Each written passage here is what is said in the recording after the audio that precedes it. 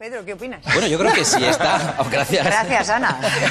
Yo creo que si la ingesta es equilibrada, y sobre todo hay algo que han comentado en uno de los tuits que es muy gracioso, el tema de la fruta.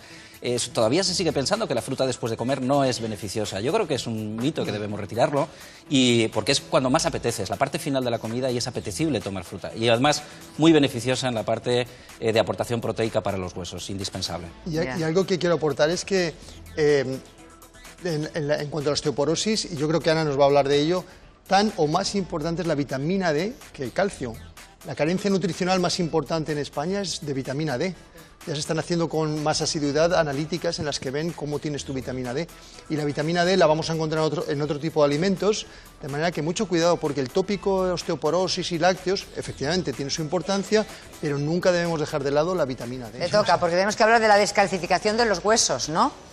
A ver, tenemos aquí descalcificación de los huesos. La población afectada, ya me diréis vosotros, porque ya depende, no sé, solo le puede pasar a un niño, a un adolescente o a un adulto, ¿no?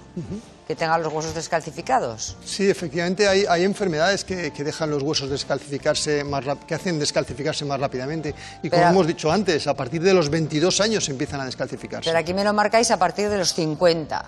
¿Por qué? Sí, a partir de los 50 es cuando ya realmente empieza a hacerse significativa la descalcificación y puede empezar a tener riesgos en la persona de sufrir lo que decíamos anteriormente, fracturas.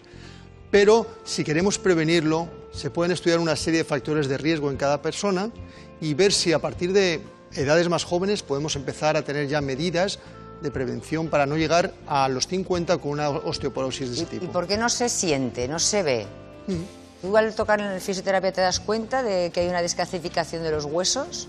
A ver, mediante la exploración manual es complicado. Necesitamos de pruebas de imagen como la densitometría, que luego lo veremos, pero fíjate que en este margen de porcentaje que nos hablas, para nosotros sí que es relevante el hecho de que prácticamente una de cada 4 mujeres mayores de 45 años ya tiene proceso de degeneración osteoporótica. Y estos porcentajes del 50% que se traducen en que 2 de cada 10 mujeres a partir de los 75 años también nos reflejan datos significativos de pérdida de masa o de densidad ósea, mejor dicho. De la densidad ósea hay que verla solamente a través de radiografías, densitometrías y ese tipo de cosas. No sé cuánto tiene que pesar un hueso, o en general los huesos cuánto tienen que pesar, Ana. Depende de nuestro peso. Es decir, generalmente se dice que el peso del esqueleto es el 12% más o menos de lo que pesamos. Por tanto, alguien que pese como 75 kilos, 9 kilos serían de su esqueleto. Y lo que sí que es curioso es el número de huesos que tenemos. En todo el cuerpo serían 206, desde nuestra cabeza hasta nuestros pies, ¿de acuerdo? Estamos formados llenos de huesos y además todos tienen continuidad por esas cápsulas articulares y ligamentos de los que hablábamos antes. Están conectados unos con otros, salvo un hueso que es flotante, que es el ilioides. El ilioides está en la base de la lengua y antes de llegar a la laringe, bueno, pues tenemos un huesecito ahí flotando que es el ilioides, pero el resto de los huesos todos están comunicados. Y en general se puede decir que tenemos como 3 grandes tipos de huesos. Por un lado estarían los huesos largos y, bueno, pues digamos que ahí el rey sería el fémur, que es el hueso más largo, pero también, por ejemplo, el húmero es un hueso largo, o el radio del cúbito. Tenemos los huesos planos, como por ejemplo son el esternón, o si diéramos la vuelta a nuestro esqueleto, a ver si nos deja darle la vuelta.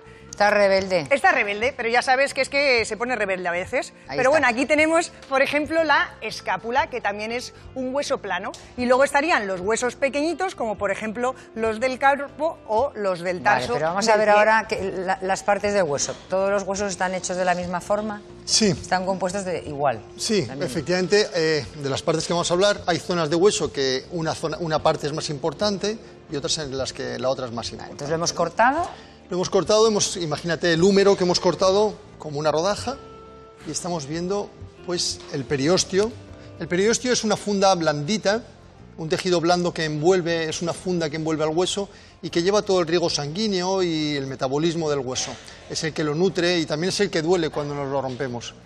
Por dentro está el hueso duro cortical, que es lo que nosotros vemos cuando encontramos un hueso de un animal duro, la caña esa, ¿no? Ese es el hueso duro cortical.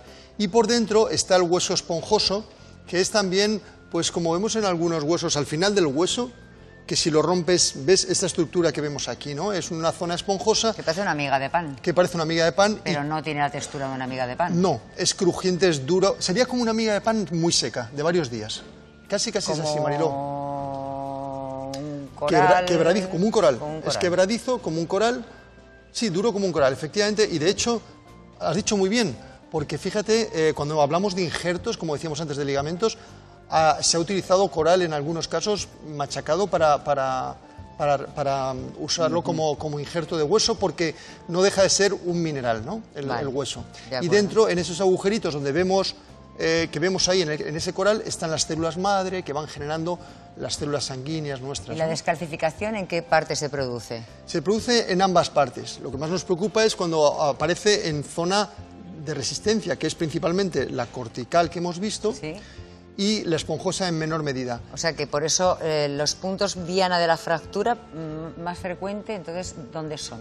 Los centros diana de la fractura normalmente son en zonas de carga o que reciben los golpes. Por eso hemos dicho, quiero decir, perdona, en la osteoporosis todos los huesos se descalcifican y entonces, ¿cuáles van a estar en riesgo de fractura? Los que, como estamos viendo aquí, en la columna, las vértebras, soportan nuestro peso. Vale, es que quiero explicar una cosa, porque cuando yo estaba viendo esta mañana esto parece que estamos marcando el esternón, pero no. Este punto rojo no significa que estemos fijándonos en el esternón, sino en la columna vertebral. Detrás del esternón. Una explicación para que no os deis cuenta de que esto es la columna vertebral, sino al revés, no es el esternón, sino la columna vertebral, ¿vale? Entonces la columna vertebral, las vértebras, por el hecho de que son la columna que soporta nuestro peso, son las que con más frecuencia sufren fracturas y se van hundiendo poquito a poco. Esto es muy importante, Mariló, porque es lo que tú decías, son las primeras que empiezan a dar síntomas de osteoporosis. Cuando hay una osteoporosis muy importante, no se chafan directamente, sino que van hundiéndose poquito a poco y van provocando muchas veces dolores de espalda, que son los que hemos visto que podemos a veces tener que inyectar ese tipo de cementos o siliconas para estabilizarlos. Después, como más frecuente, es la muñeca, que es la que recibe el suelo cuando se cae la persona. Pues, estás ahí. Efectivamente, es la que siempre vamos a parar el suelo en la caída con ello.